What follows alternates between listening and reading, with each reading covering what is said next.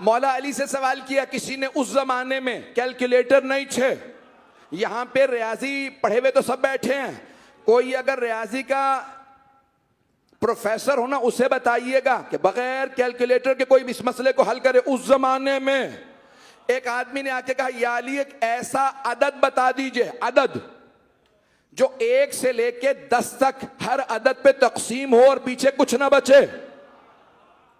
یعنی اشاریہ میں بات نہ ہے, پوائنٹس میں. پتہ نہیں لوگ ہیں یا نہیں سنیں گے عزیزان گرامی.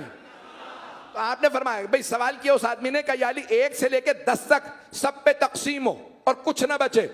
تو مولا امیر علیہ السلام نے اسے مسکرا کے دیکھا, کہا لکھنا شروع کر, بتاتا ہوں. نہیں ہے مجمع, 1 سے لے کے 10 تک. بھئی اگر 100 بھی عدد ہوتے نا, 100 تو سوچنے پڑتے, سب کو ڈیوائیڈ کر کے دیکھ لو. 60 مثال کے طور پہ 1 پہ تقسیم ہوتا ہے, 2 پہ, 3 پہ, 4 پہ, 5 پہ, 6 پہ, 7, 8, 9 پہ نہیں ہوتا. آپ تو پریشان ہو گئے, سوچ رہے ہوں گے کہ ریاضی سے سب سے زیادہ نفرت تھی, ریاضی یہیں شروع ہو گیا.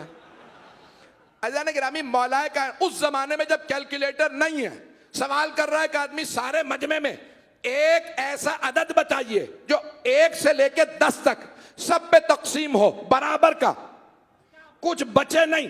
مولا نے کہا 10 تک گنتی جانتا ہے؟ اس نے کہا ہاں. مولا نے کہا گن, کون کون سے عدد میں عین آتا ہے؟ عین سے علی. توجہ, اس نے گننا شروع کیا, 1 2 3 4 4 میں عین آتا, 4 میں عین آتا, 5 6 7 7 میں عین آتا ہے, 7 میں 8 9 9 میں عین, 10 10 4 7 9 10. مولا نے کہا ان چاروں کو ضرب دے.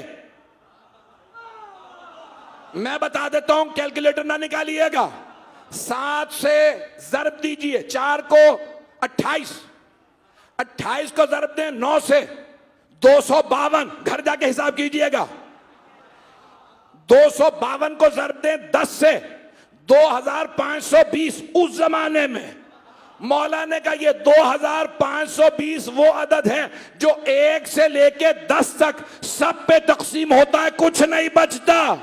کہ یا علی کیسے پتا؟ کہ عدد بنانے والے سے پوچھ.